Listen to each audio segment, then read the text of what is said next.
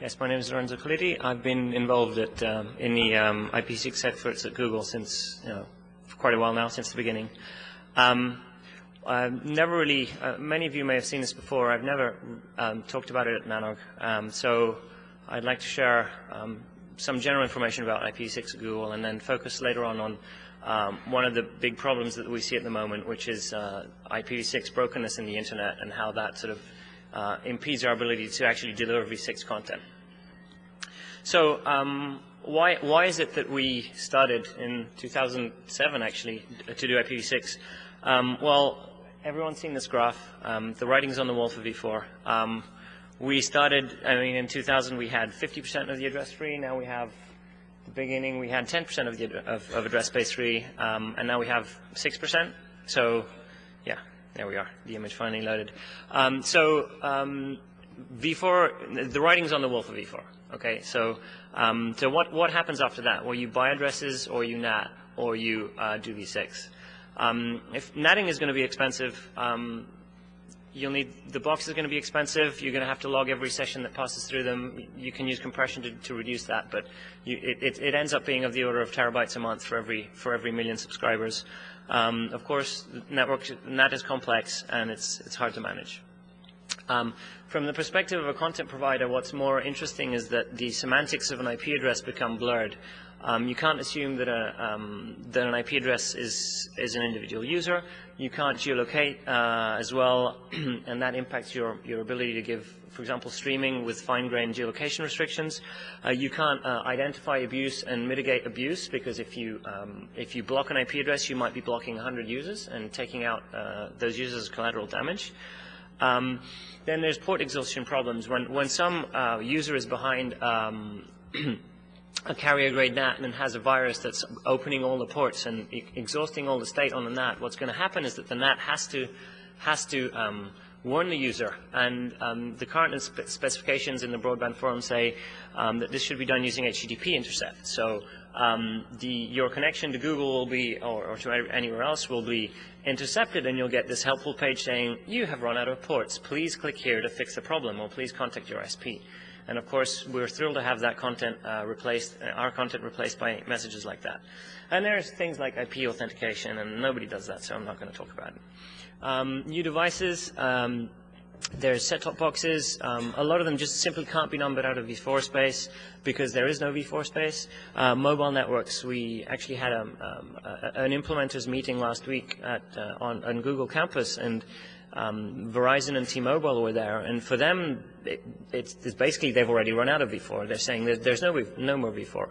They have, I think, multiple overlapping net 10 spaces, bogon space, and that's very hard to manage. So if you want to talk to these devices, you'd better have IPv6, because, and if you don't, they'll do it for you, right? They'll put a NAT64 in place. I think T-Mobile has gone on the record as saying this multiple times.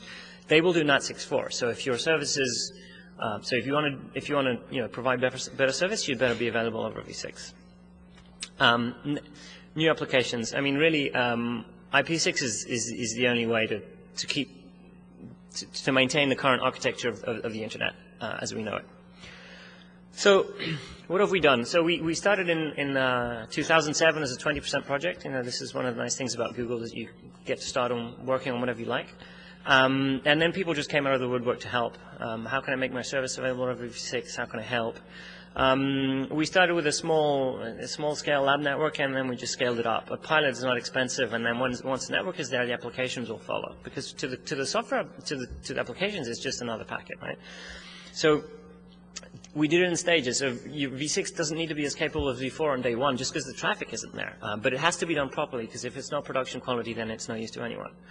And we folded into our normal upgrade cycles. One of the reasons why it took YouTube to so long to be available over v6 is that the hardware that we had was not capable of doing IPv6 in hardware. So how did we do it? A little bit more from the software side. So we took the approach that, since what we needed to make available first were user services, and since there was so little traffic, and still is, it's about 0.1%. What happened is we started from the outside and we moved in. We started the load balancer, then we moved to the front end, then we moved to the web server, and then we went back towards the back end. And if you're a content provider, there are some parts of the network that will never need to see an IPv6 packet, for years. And so you can use v4 for those parts of the network as long as you keep track of what the original IPv6 address of the user connection was. So what we did is we used this I think brilliant, because it's not my invention, this brilliant hack called address coercion, where you take an IPv6 address, you take out the bits that the user can manipulate, so typically the last 64 bits, and you hash it into multicast and reserved space. So your application that expects a v4 address still gets a v4 address.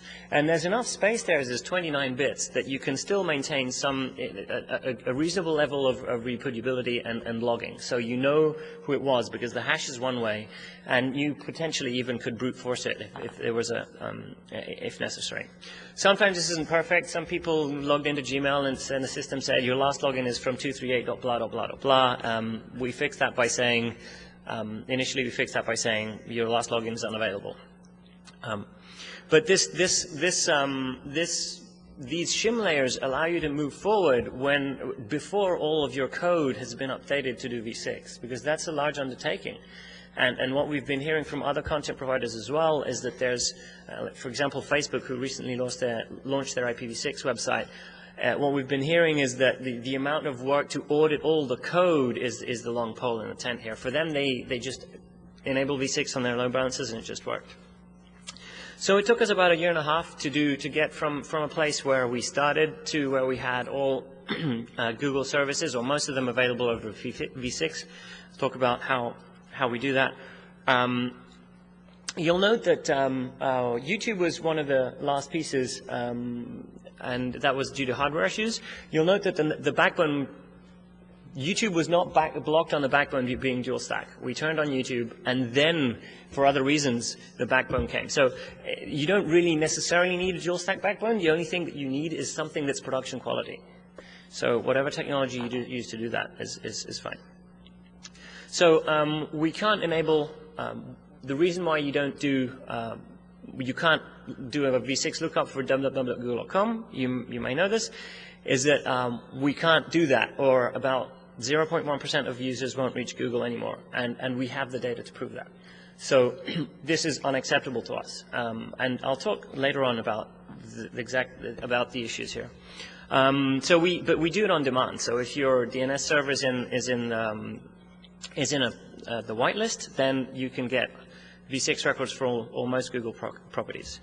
The requirements are good v6 connectivity to Google, production quality v6 networking support, and acceptable levels of user breakage, which is much harder than it sounds. So again, yeah, if your DNS server is in the whitelist, you'll get v6 addresses for most Google properties, and it'll just work. Your traffic will just start flowing in over v6, and your users will be happy because they'll be using v6. And actually, your users will be happy because they don't know they're using v6, and that's the way it should be. We've had enthusiastic response. We've got, I think, maybe 100 organizations participating. Most of the v6 internet that we see through other measurements is actually in the program. The thing is that in unmanaged networks like residential ISPs, support is a major problem. So some low number of users may have broken connectivity at home, and they can't get to Google, and you know what? Everything else works, so it must be a Google problem, right? So it's not that their home gateway is trying to do 6 to 4 behind a NAT, and that's not going to work. So from the user's perspective, Google is broken because they can go to whatever other website, and that works. So they may not even call their ISP. They'll say, "Oh, Google's broken today." What did we learn? Testing is important. Implementations mostly work, but they do have bugs. Nobody's really kicked the tires, so if something's supported, it may not actually work. If you find a bug, report it and keep testing. Don't block on finding the next vendor code release, because you really don't have time for that anymore. I mean, if you find one bug every 3 months, then I don't know that you're going to get this done, because so what we did is in some occurrences we worked around it in the design. We sort of put workarounds in, and we actually trialed it in production, and we put it into production when we were confident that it was going to work.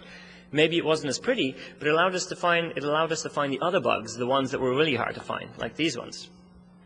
So, for example, if a firewall filter has a 1-bit match in bits 32 to 64 and then a 2-bit match in bits 64 to 96, then the second term will not match on this chipset, on this family, in this version. So are you going to find that in the lab? Well, we didn't find it in the lab. So, and the only way we found this was that BGP peering went down somewhere in our network. And so, yeah, good luck finding that. And then race conditions between fib and rib updates, they get out of sync. Oh, yeah, we worked around that for v4 in this way, and we just forgot to put that in for v6. Again, the vendor is fixing it, but, you know, it took time. I mean, we only found this one after months in a large number of data centers.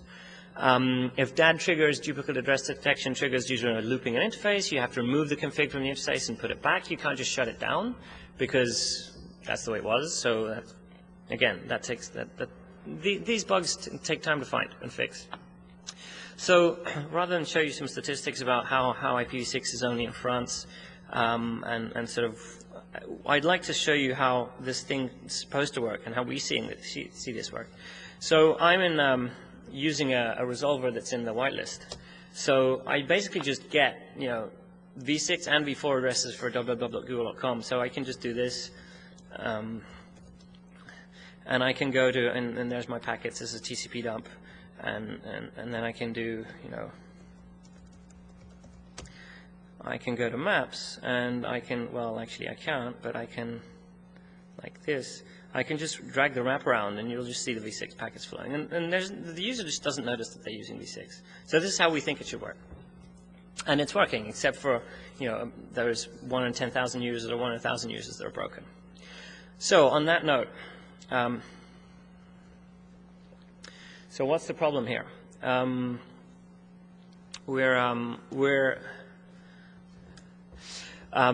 the problem is that most applications on the client side, including web browsers, are using the paradigm that was, you know, written by Itigen, you know, in 1998 or something. The canonical source is that, and the way you do it, you call get_addr_info, you get a list of IP addresses, and you connect to them one by one, and you use the first one that works. And get_addr_info usually returns IPv6 first, so the application will try v6, and if it's not available, it'll fall back to v4. So the records fail and time out one by one, and then goes to v4. So how bad could that get? You'd think it would work, but it doesn't. Sometimes it doesn't. So there's various failure modes. You can, the failure can be local to the host, so you don't have a v6 address, you don't have a root, so you try to connect and it fails immediately. That's fine. There's no problem if the application does fall back to v4. For example, if it isn't Java, and I put that down to the fact that the Java APIs were designed a long time ago, before v6 was actually really being deployed. But again, in most cases this works, right? You get a local error, it's fast, and you just move on with life and use v4. Network error, routers can reply to SYN packets with unreachables, and depending on the stack, you'll either use them or you either terminate the connection or not. Most stacks don't actually give up on TCP connections when they get unreachable. So what other people have done in networks where there is v6 but no public v6 and no access to the real v6 internet, they send reset packets. They spoof reset packets. That works better. Then there's black holing, MTU holes. There's lots of failure scenarios.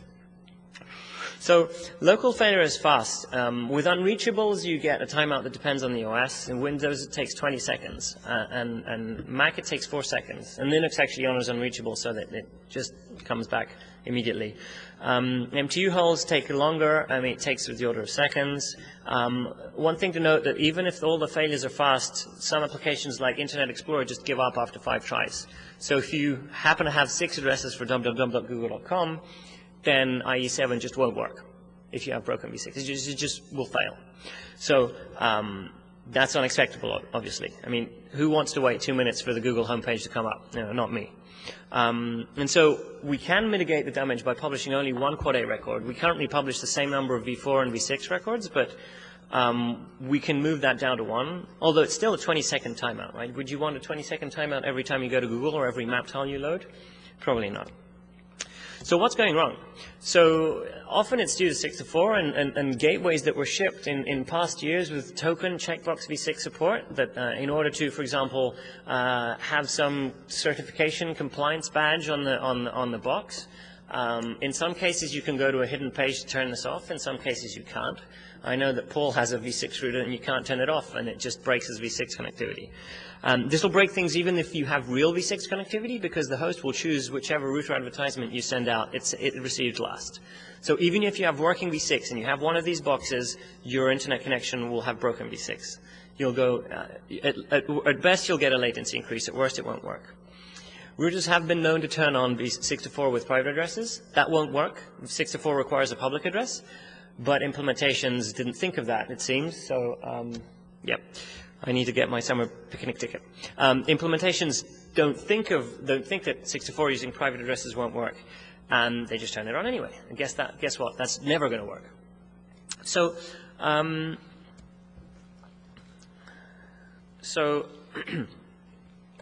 there's also problems in the hosts, right? Hosts may prefer the 6.4 router over the native router, like in the case where you have two routers and one's doing 6.4 and one is not. For example, it's a 6.4 router just happens to send out RAs more frequently. Also, the host may prefer using a 6.4 address, so actually using a v6 connection instead of a v4 connection. That can happen if the host is not using a proper RFC compliant get-out-of-info, or if it's using private addresses. And this is a known issue with the RFC, where if you have a v6 public address from 6.4 and a v4 private address, the stack will think, oh, and this private address can't connect to a global address, let me use v6 instead. And usually v6 using 6.4 is not particularly reliable. And similar considerations for Teredo. Teredo is basically a nightmare for short-lived connections. It's high setup times. It's got a huge matrix of times where it works, doesn't work, tries different connection types, different gateways. Most implementations don't use Teredo at all. And then there's always host firewalls that might block ICMP v6, killing your v6 connection, might not understand v6 at all and just drop it. Excuse me. This one's my favorite. Again, don't look at the MAC addresses here, please.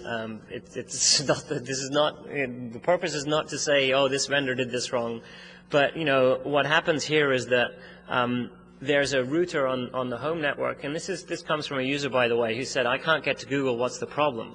And we helped debug it, and so this gateway is sending out a router advertisement with a zero prefix, 000000/64. And that's not even a unicast address. It's not in unicast space. It's in reserved space. But the host happily accepts it and uses it, and tries to connect. And the router says, actually, I don't really have a default route. I was telling you that I had a default route, but I don't really have one. So I'm sending you back an unreachable. And the host ignores it. So the host sends SYN, and the router says, nope, unreachable. The host sends SYN, and the router says, unreachable. And this goes on for 4 seconds.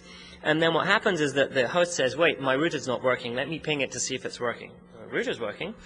And then the host says, okay, this router's working. Let me try the next address. So it tries to connect to the next address. And there's another 4 seconds.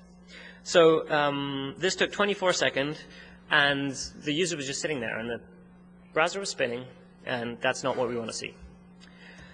So how do we measure this? So it's similar to what we've done before and what others have done before, with a few tweaks. We asked the browser to connect to a v4-only site and a dual-stack site, using invisible elements on a web page, and then we measure the results. So we're using long-lived websites like YouTube and Gmail because we want to confirm that the user was still there after a given time, like 30 seconds, because we really want to make sure that the fact that the user couldn't reach a v6 website was not due to the fact that he disconnected between the two measurements, but due to the fact that he actually couldn't get to the v6 website. After 30 seconds, the user was still there, and he still hadn't clocked in over to a dual-stack website. So he has some issue that's breaking connectivity. We use JavaScript to make multiple requests for the same session, and that allows us to do other measurements like MTU measurements and measurements with glue records. There's various other websites that can do this. For example, if you go to test-ipv6.com, you can actually test your own v6 connection. And we have a sentinel after a given time, again, to catch the case where a user disconnects between requests. And we use one-time host names so that we can uniquely identify multiple requests, and then we also find out if the browser actually made a Quad A request. We might be able to see if some home gateway takes 30 seconds or times out Quad A questions, and also it'll prevent the browser from caching the JavaScript, so we can change the measurement code. So we have a reasonable data set. We have about 10 million samples a day, and this all depends on how many times we decide to hand out the measurement code. We only have web requests at the moment. We're still analyzing the data. One point is that the daily numbers are stable. So at this point, we have reasonable confidence that these numbers are actually what we're going to see. V4 also has non-zero failure, right? But in our measurements, at least, there's a clear separation about V4 failure rates and dual stack and V6 failure rates. So we know that this problem exists. We have reliable data to prove it. For the entire internet, the number is, I'd say, unacceptably high, 0.09%. Those are the numbers for about 2 weeks, latest 2 weeks. And that's basically 1 in 1,000 users can't get to Google anymore if we turn on V6 for the whole world. And that's unacceptable. The results do vary per network. If you take a large ISP, this particular ISP is 0.064%. And that's still, if it's a 10 million user ISP, that's still 6,000 users that can't get to Google anymore. That's a lot of brokenness and something that we're not really prepared to accept. For a whitelist ISP, the spread between an ISP that's already in the Google over IPv6 program that's getting V6 records for all the properties that we're measuring on, like YouTube, the spread is less. This is actually a mistake in the site. It's less significant. So if we try to measure a whitelisted network at the moment, we can't get a clear signal. We'll fix that by putting measurement on a non-whitelisted host. And for different OSs, we have different numbers. For the large ISP above, if you take all the clients, again, it's 0.064%. If you take out Max, it drops about 4 or 5-fold. And we suspect that that is because the RFC 3484 implementation in Max does 6 to 4 before private v4. And I think after a Slashdot post, I think that the Apple developers are aware of this, and we're looking forward to a fix because that would really improve the quality of service that we can provide. And again, so 0.014 is still in 4.9's territory, so it's not the best, but it's significantly better than the number above. So how do we fix this? We can fix routers, and we can't really fix routers because you'd have to upgrade routers. A lot of these routers in the homes aren't upgradable. Even if they were, the user typically doesn't know what the problem is. Oh, just Google is broken today, and what are they going to do? They might look for a firmware upgrade, but most users don't want to spend their time on this, right? So they'll just say, oh well, let's move on. Let's go to some other website instead. They might call their ISP. We have seen that we have seen users not call ISPs and just mail us or just accept that it's broken. So for host problems, we can work around it in individual applications like Chrome or Firefox. We can't fix IE, we can't fix Safari because they're closed source. Really, what we really need here is the OSs to be a little smarter. And unfortunately, we have the situation where there's a lot of gear in the field. There's these thousands of routers in the field that are breaking connections, and the only place to work around it is really the OS. And the OS can, work around router problems, right?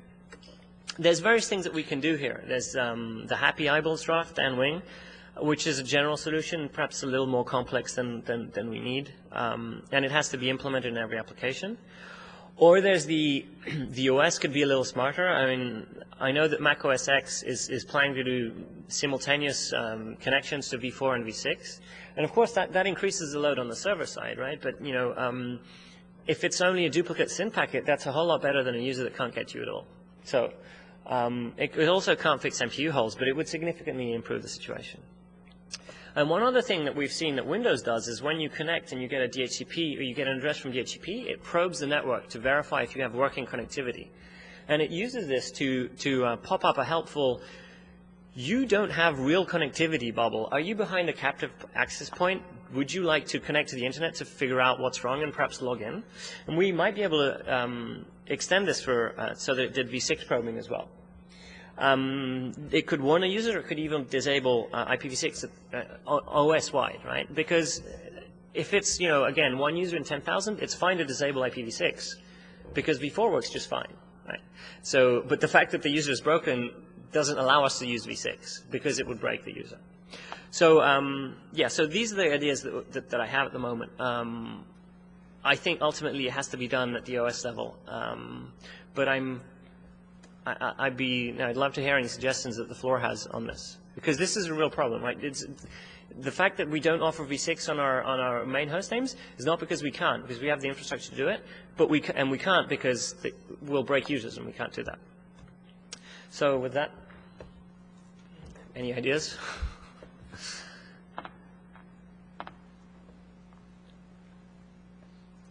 Leo Bicknell, ISC. I'm curious about those users that break.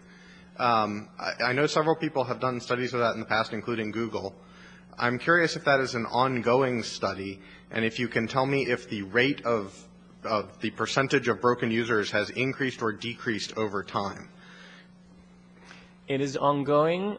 We currently only have, this is very recent, the data that we had a different type of measurement ongoing for a long time. The data there is a little muddier, and the semantics aren't as clear as this as the new version that we have now. We're collecting. This is intended to be ongoing, and we intend to monitor the situation. We don't have any data about trends because we only have essentially a few weeks of data at the moment, and we haven't done the work to do trending. But it will. We plan to do that.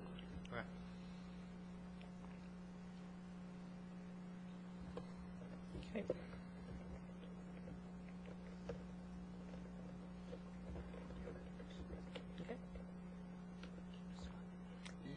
I think it's this one.